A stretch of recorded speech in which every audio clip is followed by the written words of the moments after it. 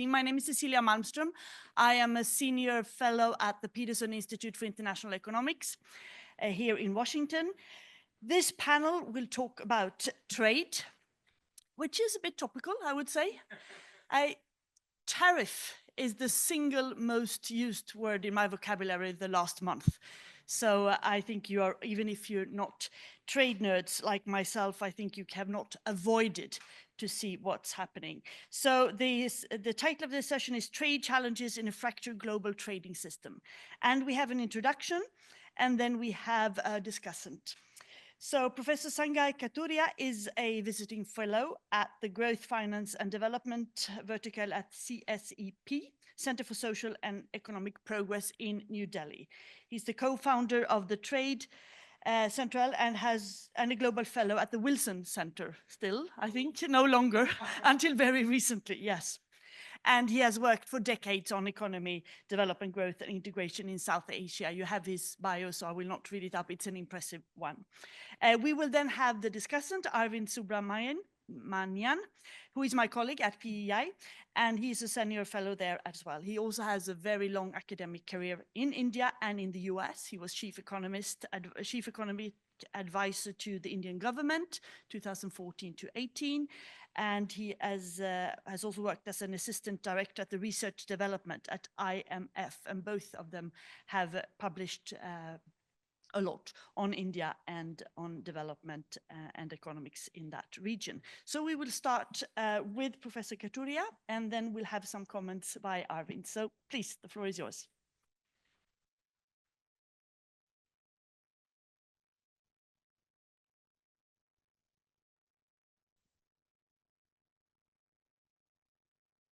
Hey, good morning to everybody. And I want to first thank Ajay and George Washington University and the centers for this invitation and this chance to talk to all of you. I want to acknowledge the team I'm presenting on behalf of the team, my co-author, partner, co-founder of the Trade Sentinel, TG Srinivasan, he's right here in front of me. And this is presenting joint work that we are continue to do at the Center for Social and Economic Progress. And shout out to Lavish Bhandari, who's there, the head of the institute, and who's giving us this opportunity to do this work with a very good team there at CSEP, with Prerna Prabhakar and Baran Pradhan.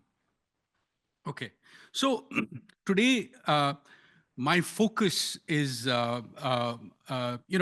first, I want to ask everybody, how's the tariff temperature today? Yeah, so I foresee that this may become, it's like, like analysts, when they analyze market, it's going to become a daily part of their vocabulary, right? So just as you look at interest rates and, stock prices, the tariff temperature, and I will show an index of trade policy uncertainty. So maybe something like that along these lines. Mercifully, we are going to be presenting on India and not so much on the imponderables, which are a very moving target in terms of the tariff story, the trade story. And of course, as trade nerds will know, anybody who's done a trade class, the basic premise of this talk will be, the underlying the context and the framework is that tariffs actually hurt the country that imposes them, right? So that's the framework, and indeed you might go so far as to say that actually the only reason to export is to import, because that's the bottom line for trading is for take a welfare perspective. Then you say trade. But anyway, so that's the sort of the context in which you can view what I'm going to say. Okay, how does this work? Right. Okay. So this is the sort of the outline so I'm going to talk about the world, where we are today, the context briefly, the slide in India's trade openness over the last decade or so, and India's trade underperformance. So we'll provide evidence on that. The supply capabilities, past responses as a guide to how India will perform today in today's environment and how it should react, and some policy ideas, and then I will conclude. Okay, so the fractures in the world trading system are certainly deepening. We know that. Arvind coined the term along with colleagues on hyperglobalization. But so that it's sort of the hyperglobalization period ended. Now you've, of course, trade to GDP ratios are staying out there, mainly thanks to services. The services sector is growing. But the US-China trade war, it diminished welfare in all the countries that were, especially those that were sparring, and created some opportunities for what we call the China plus one countries, and we'll talk a lot more about that. And basic point here I want to on this slide is that there is growing fragmentation, and the IMF has done some work on this, and saying that if you break up the world into two blocks, East and West, then there is the trade within the blocks has grown faster than across the blocks.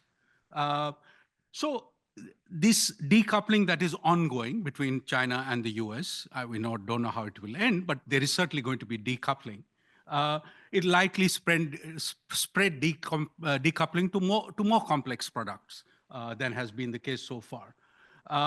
And the pause to reciprocal tariffs, the 90-day pause till July 9th or July 4th, whatever date you want, is a temporary reprieve.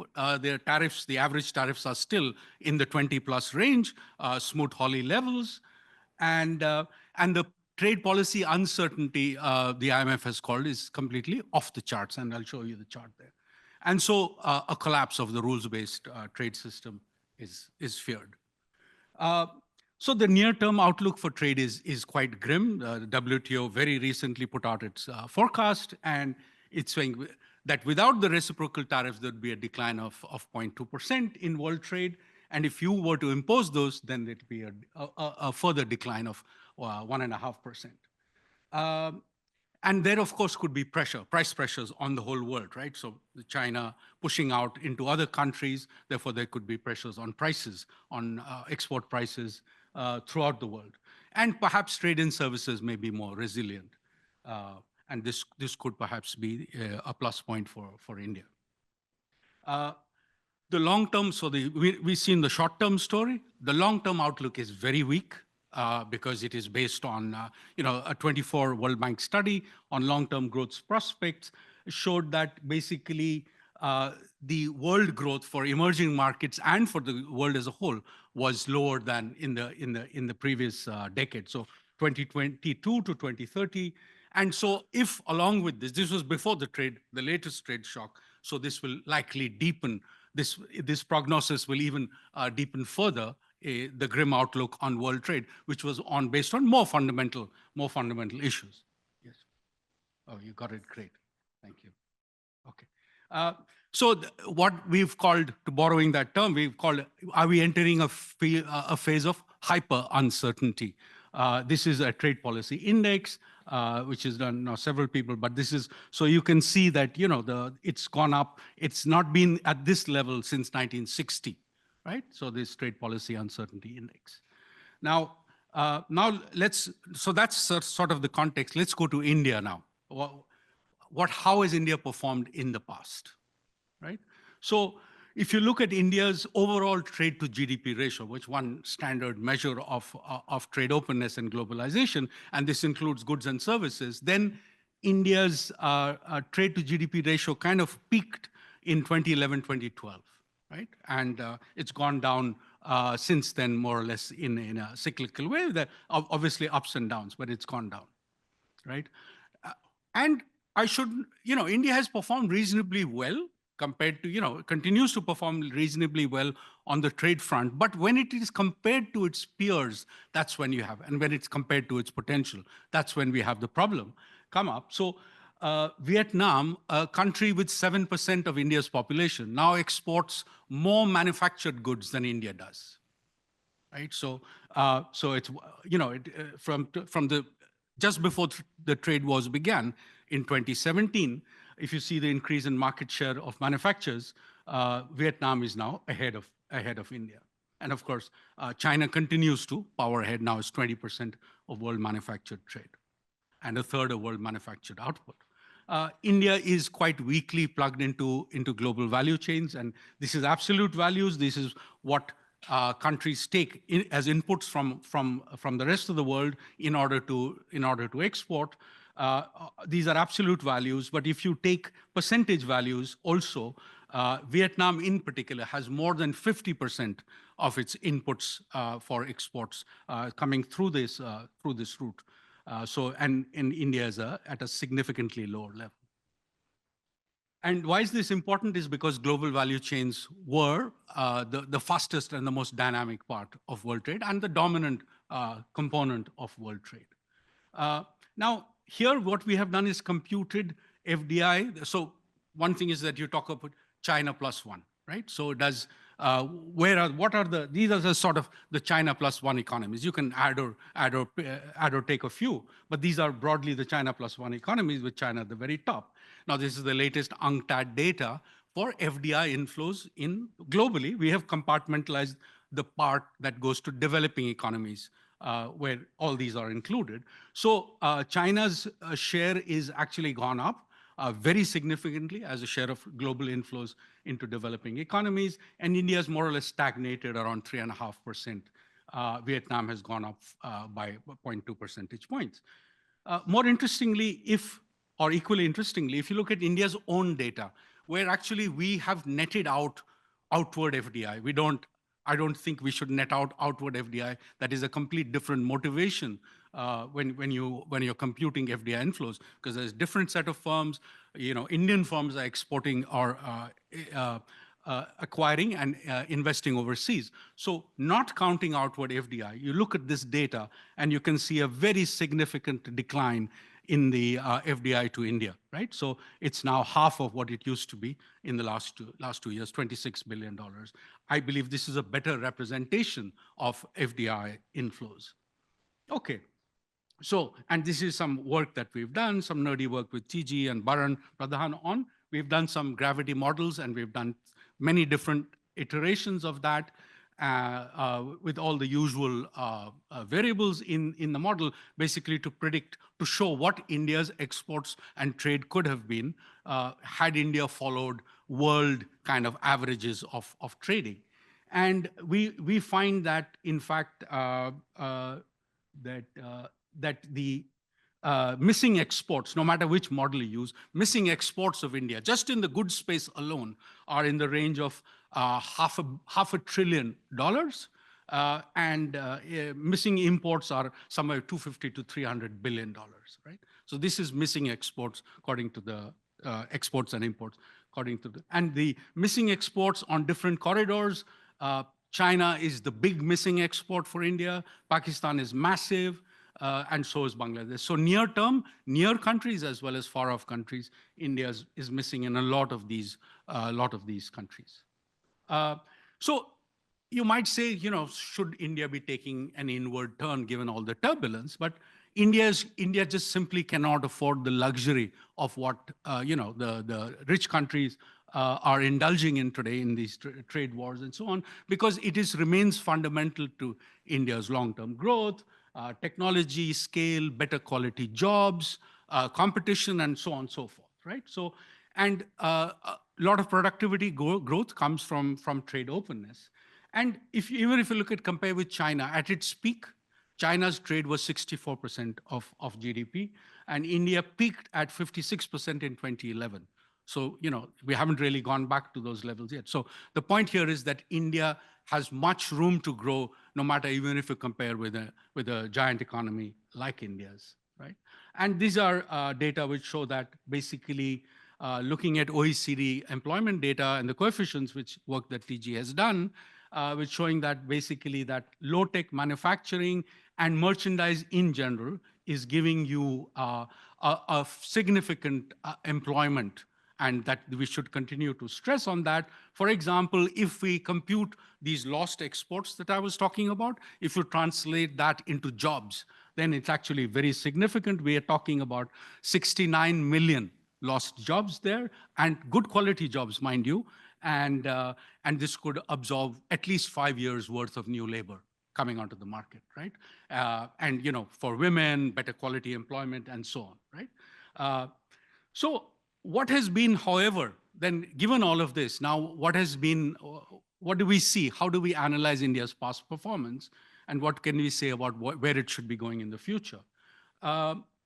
Obviously, India, the US is a major market for India. It absorbs nearly a fifth, 19% or so of India's exports. And if we do have the reciprocal tariff, 26%, that will certainly be at risk. There will be a lot of there is a lot of uncertainty, and that effect will probably dominate any gains that India might have on the trade diversion, because it is tariffed lower than many other competitors, especially in Asia. But the uncertainty effect is likely to dominate. So if you look at the earlier trade wars and the performance, there is a paper, a very nice, very detailed paper by Fagel Baum, Penelope Goldberg, and others, and which talks about, if you look at performance of different countries in the world in the trade wars, in the tariffed products versus those that were not tariffed, right? Which is a nice analytical way to look at it. In fact, if you look, India only gained about 2.5 percentage points over this period, the relative performance of tariff to untariffed products versus about 16% for Vietnam. And so this point makes a similar point that I made earlier. So we did in CSEP, we have a working paper that is just about to be published with Prerna Prabhakar, TG, and I, we developed a competitiveness framework, a model where we looked at, the Porter model. We enhanced it with a global trade policy pillar, and there are 6 different categories in that. And this includes regulatory quality, factor conditions, firm strategy, demand conditions, the related industries, and then there is a global trade policy pillar along with that. And we've looked at data that has not been used for this kind of exercise before. We've looked at enterprise surveys from the World Bank for these China +1 countries. They are for different years: Thailand 2016, Malaysia 2019, India 2022, and Indonesia and Vietnam for 2023, right? And then we standardize the components and so on. What is interesting is from this result, these are predictive. These are not, these are input indicators, not outcome-based. So that's an important distinction, but it shows that India and Indonesia are in fact the lowest performing in this matrix, and much lower. If you look at the bottom line, the composite index, then India is significantly lower than Malaysia, which is the top, then Vietnam, then Thailand, and Indonesia and India are at the bottom. And India, if you look at these sub-pillars here, India is performing very poorly in firm strategy structure because of concentration issues, a lack of competition issues, and also in the global trade policy pillar because it's not really a part of many of the important, mega trade agreements or with the EU and so on. So given all this, how should India be responding? I think that is one of the key questions, and given the past, what should India be doing? So just some general points here is India should be focusing, as in so many other areas, should be focusing on its own strengths, size and potential. It should negotiate the bilateral tariff agreement with the US by the time limit, by the fall, to avoid shifting goalposts. In the short term, it can certainly, perhaps there could be some gain in footloose products, labor-intensive products that require less investment. And of course, it needs to fix the supply constraints. And that's what I will talk about 4 areas, 2 of which are related very much. The first one is coming from our competitiveness analysis, which, by the way, be supplemented by talking to a lot of firms, a lot of different industries in India. So one was the whole issue of tariffs, the anti-export bias that India's high tariff create. And it used to be, and it's a tariff outlier amongst all the large economies of the world, right? So the point was that India should be looking at unilateral tariff reduction, but politically that is unlikely to happen.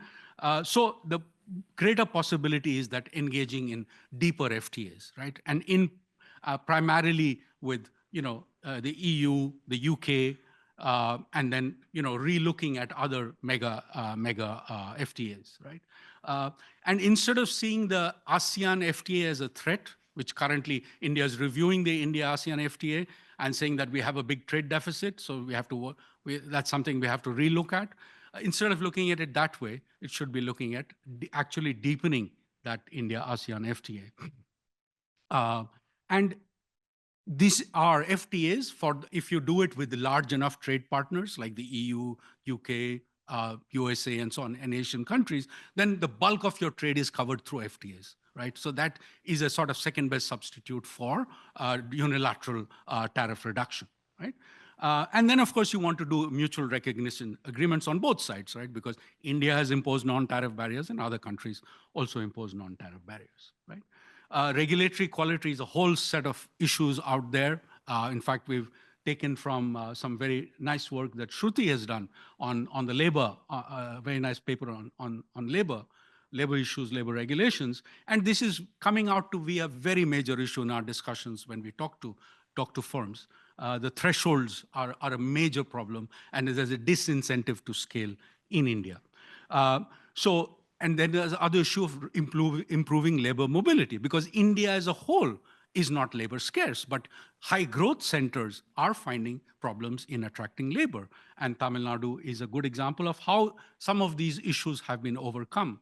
And so, enabling that participation of women, which are highly underused, very low, less than half female labor force participation in India compared to those of men, 33% versus 75%, according to the latest Indian official data, right? So encouraging labor mobility will help to ease that and provide the right skill at the right place, right?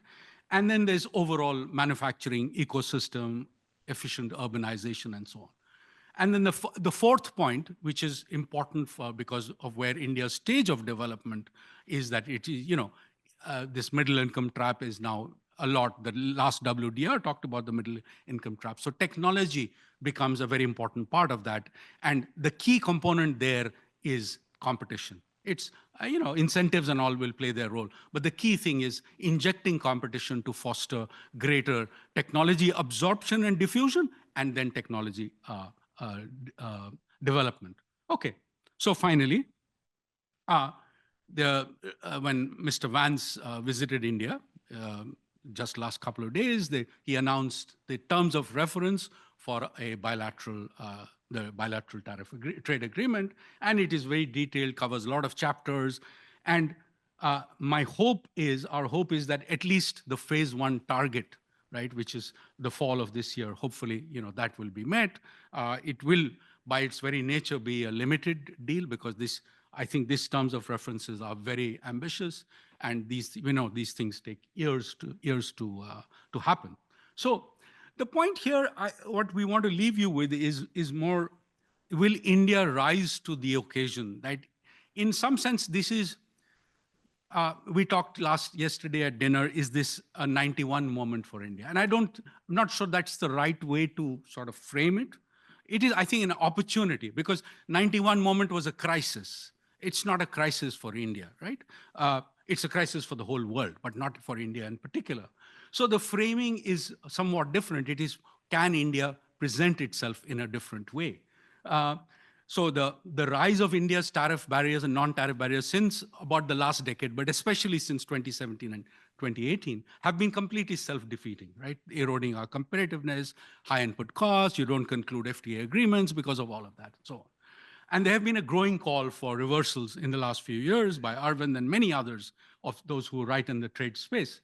And Mr. Trump's role was to call out India on that. That's all he did. It was a truth. India is a tariff king and remains a tariff king as of now, right? India, there may be calls for fragmentation to pick sides, and India should not. India is very good at not picking sides, so hopefully it will remain in that space, right? But it should move aggressively on deeper FTAs and really deep with the EU. I think both sides mean business now.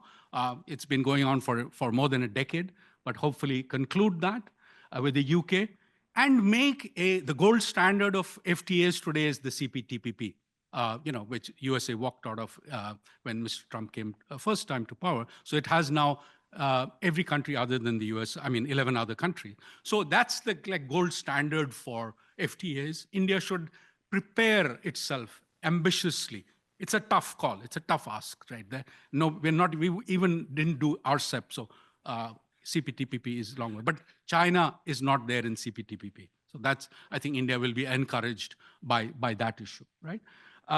If no RCEP, let's say, because of the China factor, because de facto India says China, it's a China-India FTA basically, because it has FTAs with others, then deepen the Asian FTAs, right? If you're not going to do RCEP with Korea, Japan, Australia, and ASEAN, right? And of course, to do all of this will require enhanced negotiation capability. And India needs to present trade in a development sense, right? As not a sideshow. Trade is a part of its own development strategy.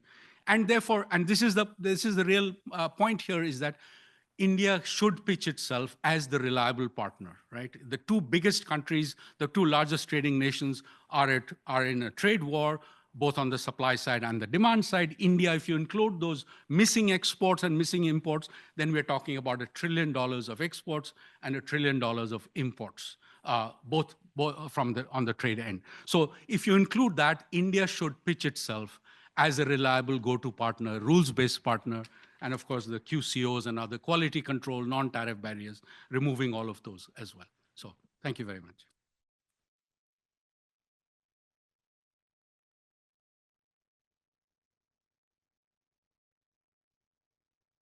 First of all, let me, while the slides are being put up, thank Ajay and GW for inviting me. It's always a pleasure to be here. This has become such a wonderful conference on India. Congratulations for creating such a lovely institution. So this was an absolutely excellent presentation by Sanjay. So my whole, I'm not going to say anything very interesting or new, except to kind of step back and basically make the case as to why everyone should listen to what Sanjay just said. I mean, that's going to be the pitch of what I'm going to say. I actually think that we're in a moment where this is not just true for India, but I think there is a broader question for most developing countries or many developing countries. What should be development strategies more broadly in a fractured global trading system?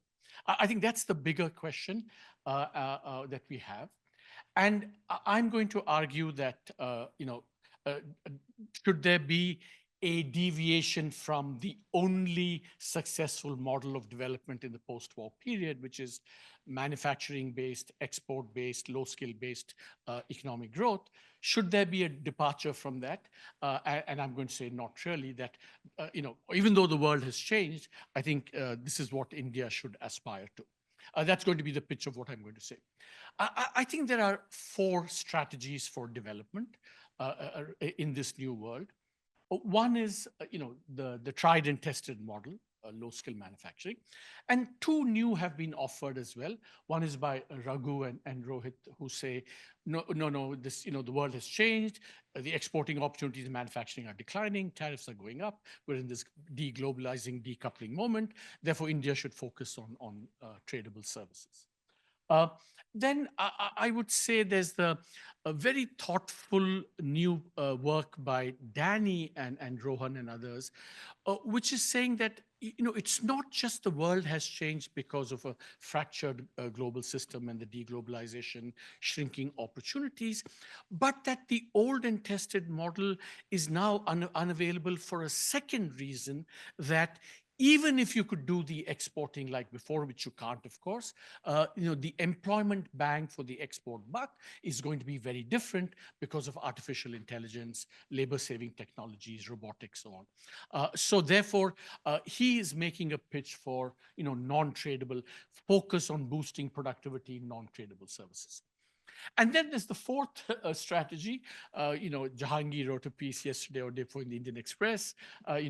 Let's go back to domestic demand. So there are two old and two new models of development. And Ajay, you raise your eyebrows, actually gaining a lot of, this resonates a lot in India for reasons I'm going to explain in a second, or it has already resonated is what I'm going to say. I think just a reminder, why was that model successful, the only successful model? It had three attributes. One, it was based on exports. So demand was infinite, not limited by the local market. And because you had to export, you were forced to be efficient. That was a big advantage. Second was that it's based on low skills. So essentially your opportunities align with your endowments. So if you have a lot of unskilled labor, you do that. And over time, as you go up the value chain in exporting, it gets calibrated better to your, improving labor force. So there's a kind of natural, so it's not only inclusive growth, but it gives you durable growth. Very important. And the third thing, something about manufacturing, you get learning by doing. And Danny had this excellent piece about how it's kind of manufacturing has a kind of escalator type quality, that there's unconditional convergence. Once you start doing it, there's something about it that, productivity rises over time. So if you put these three together, you get, and this is what, the Asian tigers, now Vietnam, Bangladesh, and of course, China did, tweaks, differences, more state intervention, less state intervention, all that we can quibble about, but the point is that this was the strategy. This is India's share in global services exports, doing very well. So the motivation of Rohit and Raghu is that, you can't do manufacturing. India already has a comparative advantage, so let's focus on that. It has some virtue because it's based on India's, revealed comparative advantage. But the problem is it has a fatal limitation that, it's only going to affect, you pick your number about what X is, but it can only benefit a very, very small fraction of the labor force. So it's not a strategy for inclusive growth. So the way I put it is that this is a strategy perhaps for some dynamism, but certainly without inclusion or without durability, because if it's not inclusive, it's not going to be durable as well. I think that the Danny idea is much more intriguing and interesting because it's also based on saying that, we have to look at what's happening to technology. And there, I think the way I think about Danny's idea is that, non-tradable services, Amrit Amirapu and I have a paper on this. Non-tradable services themselves are composed of two categories: high-skilled non-tradable and low-skilled non-tradable. And high-skilled non-tradable is no different from high-skilled tradable or high-skilled things. So it's not going to be as exclusive. But low-skilled, there, I think, why I'm a bit more reticent about Danny's idea is that, low-skilled, non-tradable services are they are what they are because of a Baumol effect. You can't get a lot of productivity growth almost by definition. And there's no reason why they're going to be no less immune to, the robotics revolution, the AI revolution. So it's an interesting idea. It's, I think, worth pursuing, but so the way I look at this is that it promises inclusion, but with limited dynamism. So the tradable services and the non-tradable services have benefits, but they also have, I think, somewhat their limitations. And in any case, for both these new strategies, it's not obvious what the policy conclusion is. We must do, supposing we take Rohit's idea seriously, do more high-skill services, what does it mean? Should we actually be spending more on higher education, on R&D? Should we develop DeepSeek? What is it that we should be doing? So the policy implications are not clear. And similarly, it's all very well to say improve productivity in non-tradable services, but it's not obvious how that can come about. So we come to this, the last strategy, domestic demand. It has a kind of very incoherent variant, which is people say, we must increase consumption and reduce savings. So I always feel that in India, people are obsessed with demand. And while it might work in the short run, as a long run strategy, what is the supply side long run strategy? It's a bit missing. And I would argue that, in fact, this is what India has adopted. De facto, India is in a demand, domestic demand import substitution strategy since 2017. Tariffs went up. Of course, they came down a little bit. But when Trump calls India the tariff king, actually, I would say India is the non-tariff king. It's not the tariff king. If you compare India's tariffs to the rest of the world, India is maybe 14, 15, whatever. But India has suddenly discovered a new instrument of protection, these quality control orders. See how when these tariffs started coming down, quality control orders going up, 800 in today, but they're headed for 2,300. And believe me, this is absolutely the worst of the license quota Raj back again. In scope, it almost covers every sector. I mean, in the last 3 months, people I've spoken to, including, I was in Tamil Nadu, I'm going to talk about that in a second. The textile apparel exporters are just completely aghast at what we're doing. Goods at the border. The thing is that this quality control order, it brings together the worst of the protectionist instincts of the politician, the kind of absolute dream for the bureaucrat, because it's just a cesspool of arbitrariness, discretionary nature, etc. And frankly also crony capitalism, because I can give you a single chapter and verse on where you see this being implemented most rigorously in India. So India de facto has once again gone back to the strategy. And there is a certain logic, because if you talk to people in India, they say we can pull it off because now we're a big market. This notion that, whereas in 1950, this was, this couldn't be a serious argument. In 2024, it's not an unserious argument. India is a big market, but as Soumitra and I show, India is actually not a very big market. The domestic market is very small and certainly nothing in comparison to the global market. So I think, and also no country in history has grown at 6% based on a domestic market. So this is a non-starter, as it were. So what should India do? So I think that the answer is that it has to give one last shot to the tried and tested model. And this is what basically Sanjay was outlining in terms of what needs to be done. But this is what needs to be done. Now, here's the interesting thing. So the question is, it failed in the past. Unambiguously, we missed the manufacturing bus 1, 2, 3, 15, 20 times in the last 30 years. And to me, this is my favorite chart in India, which is that this shows on the x-axis what is India's share of some measure of the global labor force. And on this is the share of low-skill exports, as it were. And you see Chinese and Indian development in one picture. India has 22% of the global labor force and has about 2 to 3% of global unskilled labor exports. China has similar amounts of labor force, but close to 40% of. So this summarizes India's development failure in one chart. So the question is, why would it succeed now? It failed in the past. Why would it succeed now? I think that's a serious question which needs to be addressed. And I'm going to argue that, I'm going to come back to the opportunities. And I think this is something that's important that Sanjay highlighted, which I think, but let me just add to that in a second. I would argue post-2000, we have had 3 successes on low-skill manufacturing in India, relatively low-skill. One is the period between 2000 and 2013. Our share of global low-skill manufacturing exports actually tripled. Because we liberalized, we did all the right things, and we did increase our. It's only after 2013 that our global market share declined very rapidly once again. So success 1, we've done it before. So it's not as if we can't do it again.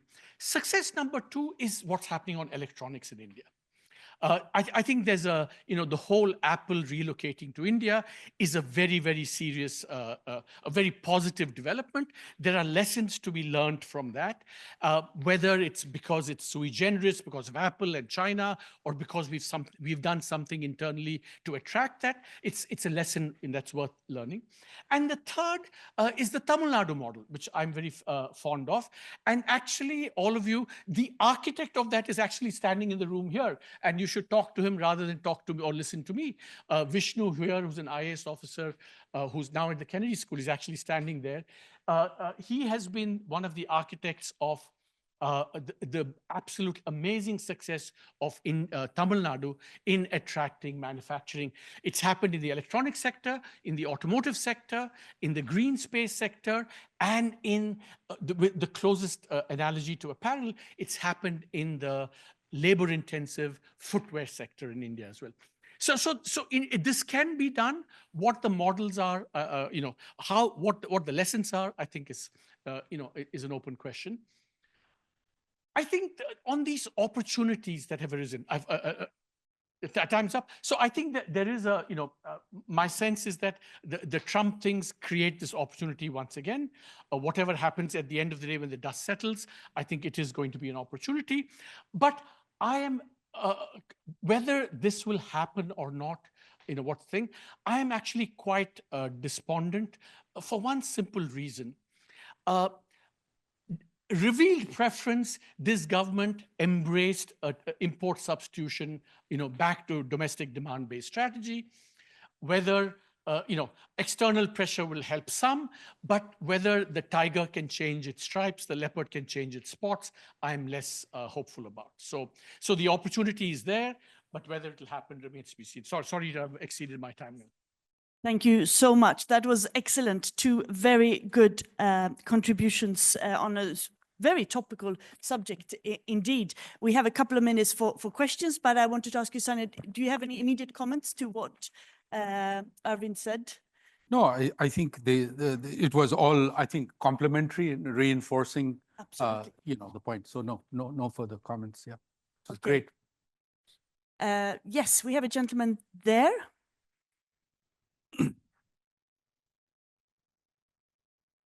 I have a question for both of you, just to understand the psychology of those who are in the decision making.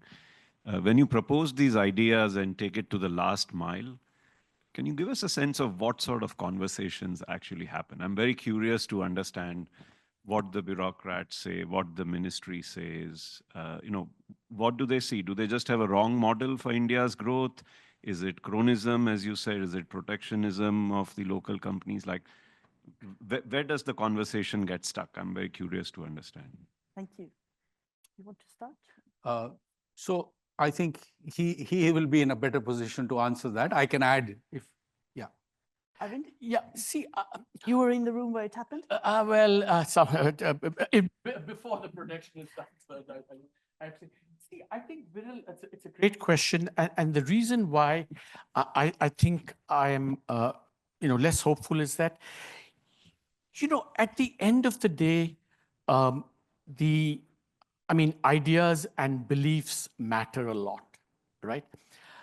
I think fundamentally political nationalism hand in hand with economic nationalism. That's true not just in India, all over the world. And if you recall, the Prime Minister for a long time used to say India's three strengths are democracy, demography, and demand. Basically, demography. So it's a combination of a belief that, this is good, coupled with the thing that now we have a big market and therefore we can do this. And that, the external environment is deteriorating, everyone is doing protectionism, so we should as well. And I think it's a combination of these three that I think drives the process. Now, I think on the last, I think the intellectuals have contributed to that last. The world has contributed, saying, everyone's turning protectionist, so how can we, survive in this environment? But the one thing I didn't say was that, see, India's global market share in whatever relevant is 2-3%. The world doesn't have to re-globalize or hyper-globalize like mad for this to be an opportunity. We have 2% global market share. China has 40%. If we go from 2 to 8 or even 10%, it's a big opportunity. And we've done it in the past. As I said, we've gone from 1.5 to 4. So why can't we go from 4 to 10? And that simple arithmetic is also part of the psychology of these decisions. Yeah, no, I think it's basically, so I wonder whether India truly ever embraced the global market, even during its heady years, or was that this was sort of driven by the crisis and so on. And I think at the end of the day, it was the experience of colonialism. And our first 50 years after that was basically a reaction to that. And so embracing of the, basically the anti-multinationals, globalization. And I think that sort of mindset seems to have continued to prevail in one way or the other. It's never really gone away. So just, sorry, I don't want to see, while, this is what part of the what Sanjay just said. But what is astonishing to me about India is that we've had 3 experiments, one with import substitution in the first 30 years, which didn't succeed. 85 to 2010, fabulous success with turning outward, etc. And then again, so to say that, it's somehow it's like we have made an orphan of success. Despite success staring us in the face from that, we turned away from that. That is the deep puzzle about it. Okay, lots of questions. I think we start with 2. You in the back and you might miss just in front. We'll take 2 at the same time and then we'll see, because we have a lunch speaker who is a bit short of time. So you just mentioned Tamil Nadu, Ashley. So I was curious to ask you about the bridge between India and Sri Lanka, the Pike Strait Bridge. It's been proposed for decades, and with Aruna Disanaike, the new prime minister there, he actually has said good things about India, and there's opportunity over there. What do you think about that? Because trading routes have to improve. Like India's chicken neck, it's only 22 kilometers, not much. How could we improve that? Maybe talk to Nepal, like something can be done. What's the question though? About the Sri Lanka bridge, where are we going? Because as you mentioned, Tamil Nadu has a great exposure. Where are we going on that level? What's update on that, Okay, thank you. Can you hand the mic to the lady in front of you? Thank you. So I have a couple of questions. One is, does India have a cohesive industrial policy today? And how would you characterize it, given the re-emergence of industrial policy globally? Can we think about that? I'm also so excited to see so many of the ideas of my former PhD advisor, Alice Amsden, playing out. She was an early predictor of China's success. So I'm going to quote her. If you don't know her, she was a famous heterodox economist. Could you try to wrap up to the question? Okay, the question is, she says if emerging economies are to continue to surge, if less developed countries are to step up their output, then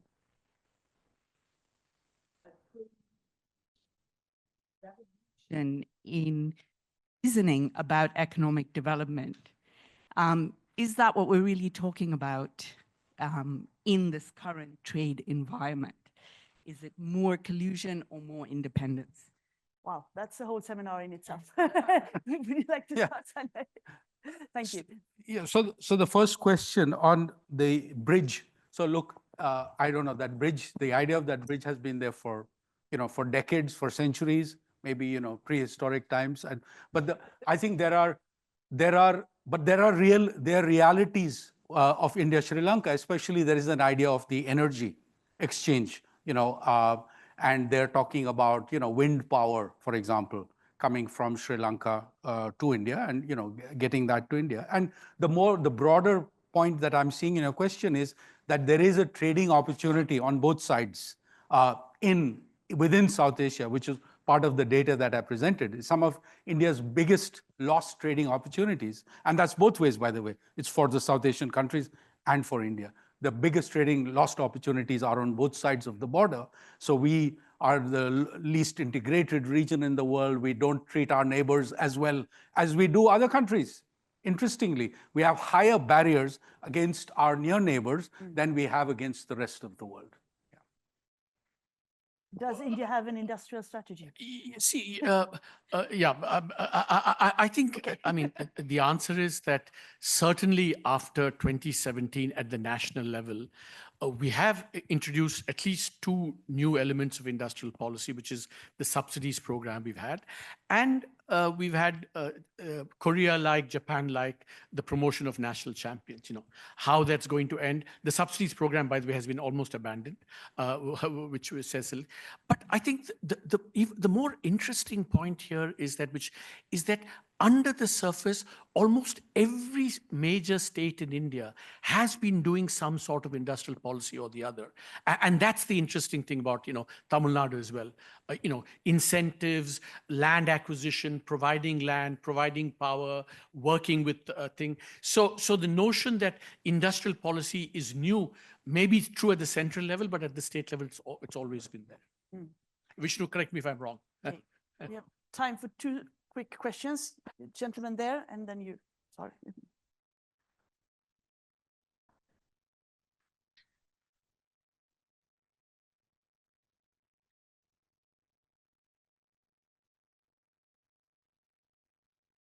Question to Arvind.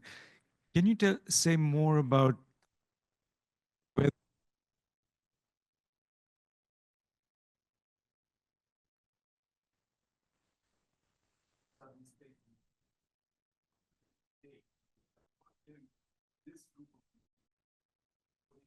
kind of spread effect?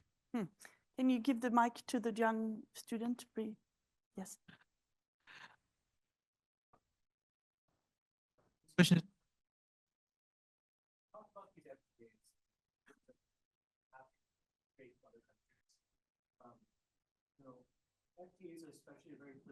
especially in areas such as steel, agriculture,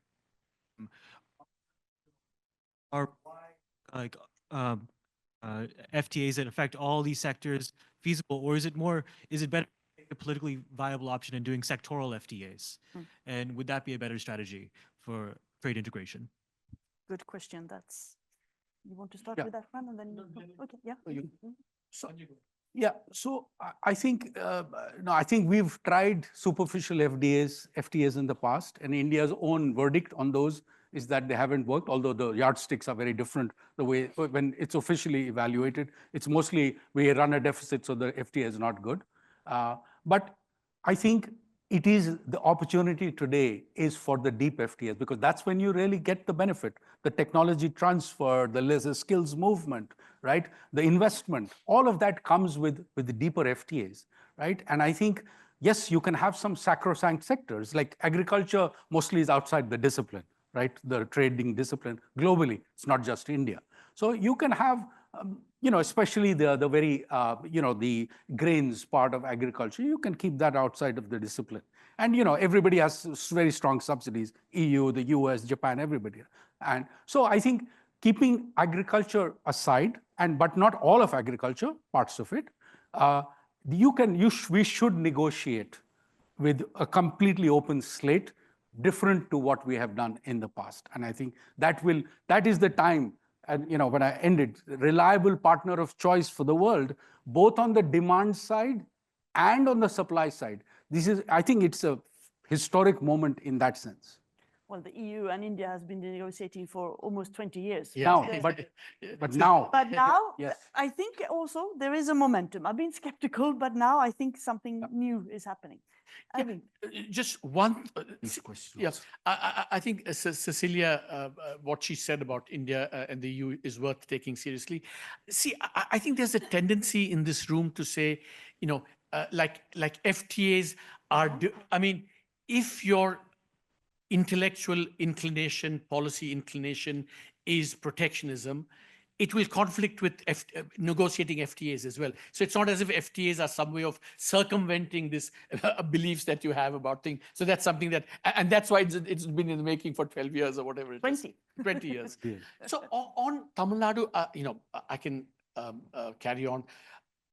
Look, I think the problem in India is today, why is investment weak and FDI weak in India, as Sanjay showed, is that I think the perceived, not the returns, I think what the government says are not bad, but the perceived risks to doing business are just not just high, they've gone up under this government. I think that's the heart of the matter. And it's gone up because some people are favored, so the others are scared.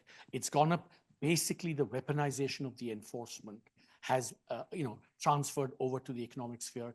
In the last 1 year, the number of tax demands being made on things is just incredible. Tamil Nadu has actually managed to kind of create an environment where the risks for doing business investors feel is much less. It's done it in many ways. It's too long to go into.